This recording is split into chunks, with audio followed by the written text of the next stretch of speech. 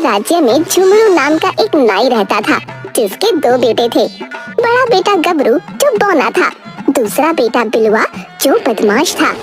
क्योंकि गबरू कद का छोटा बौना था, इसलिए कोई भी लड़की उससे शादी को तैयार नहीं थी। छोटा भाई बिलुआ की शादी हो चुकी थी। एक दिन झुमरू अपने दोनों बेटों को अपने पास बुलाता है। बेटा, मेरी अवस्था अब दुकान संभालने की नहीं रही। मेरी आंखों की रोशनी लगातार घटती जा रही है। ऐसा क्यों बोलते हो जी? अभी तो आप कम से कम 20 साल दुकान संभालेंगे। ऐसा नहीं है, कल ही एक कस्टमर का मैंने मूंछ काटते काटते थोड़ा सा नाक काट दिया। ओह, फिर क्या हुआ? फिर क्या, जैसे तैसे मामला शांत हुआ। कल से बिलुआ दुकान संभालेगा। वैसे भी शादीशुदा होने के कारण इसकी जिम्मेदारी ज्यादा है। तो फिर गबरू क्या करेगा? वो कैसे अपना जीवन चलाएगा? देखो सुंदरी, अपना बेटा सबको अच्छा लगता है, लेकिन गबरू में ऐब है। यह तुम्हें भी पता है और हमें भी पता है। इस बौने से कौन शादी करेगा? दूसरी बात, यह सर्कस में जोकर बनकर कमा सकता है। क्या बोलते हो जी? दुनिया का पहला बाप देख रही हूँ जो अपने बेटे को सर्कस में जाकर जोकर बनने के लिए बोल रहा है। माँ, बौना को बौना नहीं कहोगी तो क्या कहोगी? पिताजी ने इसके लिए सबसे अच्छा धंधा चुना है। दूसरे दिन से बिलुआ अपने पिताजी की दुकान पर जाकर बाल काटने का काम करने लगता है। 1-2 महीने दुकान चला लेने के बाद एक दिन बिलुआ गबरू से बोलता है। देख गबरू, हमारे दुकान में एक ही आदमी का काम है और तू इतना छोटा है कि किसी का बाल भी ठीक से काट नहीं सकता। तूने अपने बारे में क्या सोचा है? क्या करूं भाई, भगवान ने मुझे ऐसा बनाकर भेजा है कि कहीं भी काम मांगने जाता हूं तो सब हंसकर यही बोलते हैं कि तुमसे काम क्या होगा। वह सब मैं नहीं जानता, तुम अपना कहीं और ठौर ठिकाना देख लो। बिलुआ बेटा, भाई से ऐसे नहीं बोलते। जितना तुम्हारा हक दुकान पर है उतना गबरू का भी है। देखो माँ, जब पिताजी ने वह दुकान मेरे नाम कर दिया तो फिर तुम लोगों का उसमें कोई हक नहीं बनता। और हाँ, ये बात मैं सिर्फ गबरू के लिए नहीं, तुम दोनों के लिए भी कह रहा हूँ। क्या कहा? तुम्हारा मतलब क्या है? जरा साफ साफ बताना तो साफ साफ सुन लो पिताजी, मेरे परिवार में एक नया सदस्य आने वाला है और मैं नहीं चाहता कि वह हमारे तरह गरीबी में पले बढ़े। तो क्या इसके लिए तुम हम लोगों को घर से बाहर निकाल दोगे? बेहतर होगा कि मेरे निकालने से पहले आप लोग खुद यहाँ से निकल जाओ। नीच कमीने, क्या इसीलिए मैंने तुझे पाल पोस कर बड़ा किया था? पिताजी, यह मत भूलिए कि आज मेरे ही टुकड़े पर आप लोग पल रहे हैं और मैं भी बड़ा हो गया हूँ, मेरी भी हाथ उठ सकती है। क्या कहा? अपने पिताजी पर तुम हाथ उठाओगे? लेकिन मेरी कोई सुनता कहाँ है? जाने दो सुंदरी, यह सब ऊपर वाले की लीला है। अपने नसीब में बुढ़ापे में ही घर से बाहर निकलना था। कल सुबह ही हम लोग इस घर से निकल जाएंगे। सुबह में झुमरू, सुंदरी और गबरू तीनों बिलुआ का घर छोड़कर चले जाते हैं। शहर जाने के क्रम में बीच में जंगल पड़ता था। बस जी, अब और नहीं चला जाता, थोड़ा सुस्ता लेते हैं। माँ, पिताजी, आप यहीं पेड़ के छांव में बैठो, मैं देखता हूँ जंगल में कुछ फल फूल मिल जाएंगे। गबरू फल की खोज में जंगल में चल देता है। थोड़ी दूर जाने के बाद वो देखता है कि बहुत सुंदर कुटिया के पास बहुत से फलों से लदे पेड़ लगे हैं। पास में ही एक तपस्वी धुनी रमाए बैठे हैं। तभी वो देखता है कि एक सांप तपस्वी को काटने जा रहा है। वो झट से सांप को हाथ में पकड़ लेता है, लेकिन सांप बड़ा होने के कारण गबरू को अपनी पूंछ से बांध लेता है। गबरू छटपटाने लगता है। तभी तपस्वी का ध्यान पत्तों की खरखराहट से टूट जाता है और वो गबरू को उसे सांप से अलग कर बचाता है। कौन हो तुम बालक? इस घने जंगल में क्या करने आए हो? प्रणाम महाराज, मेरा नाम गबरू है। मैं अपने बूढ़े माता पिता की भूख को मिटाने के लिए कुछ फल ढूंढने के लिए आया था। मेरे माता पिता नदी किनारे पेड़ की छांव में भूखे बैठे हैं। बालक, मैं तपस्वी देवराज तुम्हारी माता पिता के प्रति आदर भाव और मुझे बचाने के लिए अपनी जान की बाजी लगा देने की तुम्हारे साहस से बहुत प्रसन्न हुआ हूँ। ये लो एक फल, इसमें तुम लोगों की भूख मिट जाएगी। जी महाराज, मैं इसे अभी माँ पिताजी को जाकर खिला देता हूँ। परंतु मुझे यह समझ में नहीं आ रहा कि तुम अपने माता पिता के साथ जंगल में क्यों भटक रहे हो। तब गबरू अपने परिवार और बिलुआ के बारे में बताता है कि किस तरह उसके छोटे भाई ने उन सभी को घर से निकाल दिया। यह फल मामूली फल नहीं है। इससे तुम जो चाहोगे एक बार में वह तुम्हारी इच्छा पूर्ति कर देगा। लेकिन मैं चाहूंगा कि इससे तभी मदद लेना जब तुम्हें इसकी जरूरत हो। जी महाराज, अब मुझे आज्ञा दें ताकि मैं जाकर अपने बूढ़े माता पिता के भूख को शांत कर सकूं। गबरू वो फल लेकर तेजी से अपने माँ पिताजी के पास पहुँचता है और उन्हें सारी कहानी बताता है।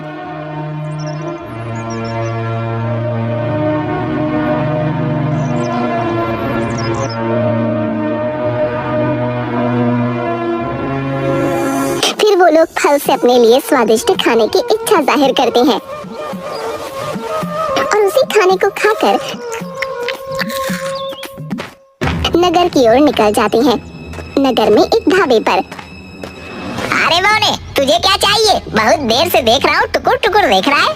फिलहाल तो मुझे काम की सख्त जरूरत है, मुझे काम चाहिए।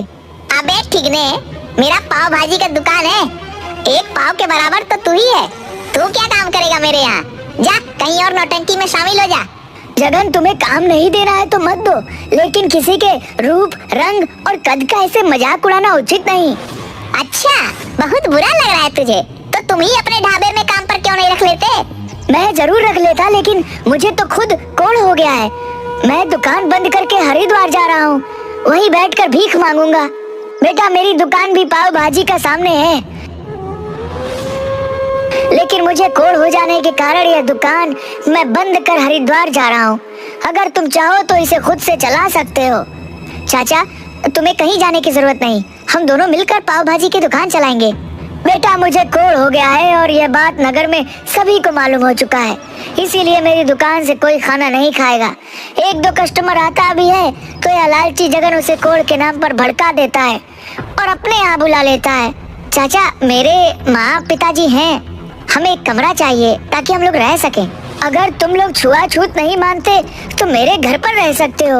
वैसे भी अब मैं हरिद्वार निकलने ही वाला हूँ। धर्मा उन लोगों को अपने घर ले जाता है। वहाँ गबरू उसे चमत्कारी फल से एक छोटा सा फल मांगता है और धर्मा को खाने के लिए देता है। फल खाते ही धर्मा के जितने भी कोढ़ के लक्षण थे सारे गायब हो जाते हैं। धर्मा खुश हो जाता है। तभी नगर में महामारी फैल जाती है। लो, इस महामारी में तो लोग हमारे पाव भाजी भी नहीं खाएंगे। अब हम लोग कैसे रहेंगे? पता नहीं यह महामारी कब खत्म होगी। गबरू उस चमत्कारी फल से महामारी ठीक होने वाली दवा की इच्छा जाहिर करता है। फल से तुरंत एक रस से भरी बोतल निकलती है। उस चमत्कारी रस को पाव भाजी में छिड़ककर वो बेचने लगता है, जिससे बीमार व्यक्ति ठीक होने लगते हैं। उधर प्रीतमगढ़ के दरबार में। महाराज की जय हो। हमारी खुफिया विभाग से हमें पता चला है कि जूनागढ़ के महाराज भैरव सिंह हम पर हमला कर प्रीतमगढ़ को अपने राज्य में मिलाना चाहते हैं। जी महाराज, हमने भी पता करवाया है। जूनागढ़ के महाराज भैरव सिंह का मानना है कि हमारे नागरिक उनके राज्य में पलायन कर महामारी फैला रहे हैं और यह भी मानना है कि हम लोग महामारी पर काबू नहीं पा रहे हैं। अगर एक हफ्ते में महामारी पर काबू नहीं पाया गया तो वे हम पर हमला कर देंगे। और महाराज, इस वक्त हमारे आधे से ज्यादा सैनिक बीमार पड़े हुए हैं। जो है भी वह महामारी से भयभीत है, वह भी आक्रमण का सामना करने को तैयार नहीं है। मंत्री जी, जितना जल्दी हो सके महामारी के रोकथाम के लिए उपाय निकालिए, नहीं तो बहादुर राजा भैरव सिंह के सामने हमारे सैनिक कहीं भी नहीं टिकेंगे। महाराज, हमें पता चला है कि नगर में पाव भाजी बेचने वाला बौना गबरू, उसकी पाव भाजी खाने से लोग तेजी से ठीक हो रहे हैं। तभी राजवैद्य आकर बताते हैं कि जांच में महाराज सहित राजमहल के अधिकांश लोग महामारी से ग्रसित पाए गए हैं। मंत्री जी, हमें उस गबरू पाव भाजी वाले की दुकान पर ले चलिए। दूसरे दिन गबरू की पाव भाजी की दुकान पर। मंत्री जी, यहाँ कोई बहुत बड़ी मंदिर है क्या, जहाँ लोगों का तांता लगा हुआ हो? नहीं महाराज, मंदिर नहीं, यहाँ गबरू का चमत्कारी पाव भाजी मिलता है, जिसे खाकर लोग स्वस्थ हो रहे हैं। यह उसी की लाइन है। अबे बौने, महाराज अपने मंत्री और सेनापति के साथ तेरे ही दुकान पर धावा बोलने आ रहे हैं। जल्दी से दुकान बंद कर भाग जा। धर्मा, मैंने कहता था कि यह बौना किसी न किसी दिन तुझे फंसाएगा। ये पाव भाजी में अफीम डालकर सारे लोगों को बीमार कर रहा है। तभी महाराज खड़ग सिंह गबरू की दुकान पर पहुंचते हैं। इस दुकान का मालिक कौन है? महाराज की जय हो, मैं गबरू इस दुकान का मालिक हूँ। बताइए महाराज, आपकी क्या सेवा करूँ? गबरू, मैं चाहता हूँ कि तुम हमारे सारे जनता और सैनिक सहित राजमहल के कर्मचारियों को भी मुफ्त में अपनी पाव भाजी खिलाओ। मंत्री जी, इसके लिए गबरू को राजकोष से धन मुहैया कराया जाए। जी महाराज, आपके आदेश का पालन किया जाएगा। सेनापति जी, अपने स्वस्थ सैनिकों को पाव भाजी के वितरण में लगाइए ताकि 1 सप्ताह के अंदर पूरी तरह से महामारी पर काबू पाया जा सके। गबरू, फिलहाल हमारे और हमारे परिवार के लिए कुछ पाव भाजी दे दो ताकि हम लोग जल्द से जल्द स्वस्थ हो सके। उधर गांव में बिलुआ अपने शराबी दोस्त जगिया के साथ खूब शराब और कबाब में पैसे उड़ाता है, जिससे वो कर्ज में चला जाता है और उसकी दुकान भी बिक जाती है। गरीबी और महामारी से तंग आकर बिलुआ शहर में मजदूरी करने आ जाता है। यहाँ वो लोगों को पाव भाजी पहुँचाने का काम करने लगता है। एक दिन, ये लौटा, इधर सुनो, क्या करते हो यहाँ? जी सरकार, मैं यहाँ जरूरतमंदों को पाव भाजी खिलाता हूँ। इस इलाके में जल्द से जल्द पाव भाजी की जरूरत है। तुम तुरंत यह पर्चा लेकर पाव भाजी के दुकान पर जाओ और वहाँ के मालिक को यह पर्चा देकर 50 बैलगाड़ी पाव भाजी ले आओ। बिलुआ 50 बैलगाड़ी लेकर गबरू की पाव भाजी की दुकान पर पहुंचता है, लेकिन पाव भाजी लेने के लिए लोगों की भीड़ में वो पाव भाजी के मालिक तक नहीं पहुंच पा रहा था। तभी उसकी मुलाकात धर्मा से होती है। मालिक, यह पर्चा सेनापति वीरभद्र सिंह ने दिया है। 50 बैलगाड़ी पाव भाजी की तत्काल जरूरत है। यह तो राज पर्चा है, इसके लिए तो तुम्हें मालिक के पास ही जाना पड़ेगा। ऐसा करो, मैं यहाँ तैनात एक सैनिक को बोल देता हूँ, वह तुम्हें मालिक के पास पहुँचा देगा। वहाँ यह पर्चा दिखाना। सैनिक बिलुआ को लेकर गबरू के पास जाता है। अरे गबरू, तू यहाँ नौकरी करता है? देख, आज मैं अपने मेहनत की बदौलत राज कर्मचारी बन गया हूँ।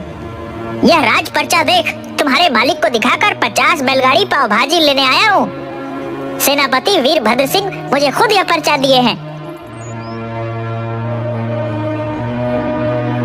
धर्मा चाचा, इसे 50 बैलगाड़ी पाव भाजी दे दो। ए बौने, चल पर्चा इधर ला। मामूली पर्चा समझ कर रखा है क्या? यह राज पर्चा है और मुझे यहाँ के मालिक का हस्ताक्षर भी इस पर चाहिए। हाँ गबरू बेटा, इस पर हस्ताक्षर कर दो। रुको रुको, इस पर दुकान मालिक का हस्ताक्षर चाहिए। धर्मा आगे कुछ कह पाता कि तभी कुछ सैनिक आकर बिलुआ को धकेलते हुए कहते हैं कि साइड हटो, महाराज खड़क सिंह यहाँ आ रहे हैं। थोड़ी देर में लाव लश्कर के साथ महाराज खड़क सिंह पहुँचते हैं और गबरू से हाथ मिलाकर कहते हैं, शाबाश गबरू, तुमने आज अपने राज्य की लाज बचा ली। हमने लगभग पूरी तरह से महामारी पर काबू पा लिया है। जूनागढ़ के महाराज भैरव सिंह ने तुमसे मिलने की इच्छा जाहिर की है और अपने राज्य में पाव भाजी की सेवा देने के लिए बुलाया है। महाराज, ये सब आपके हस्तक्षेप के बिना असंभव था। हमें इसका श्रेय देकर तुमने अपना बड़प्पन दिखाया है। काम तो सारा तुम्हारा ही है। बिलुआ भीड़ में से महाराज और गबरू को सिर्फ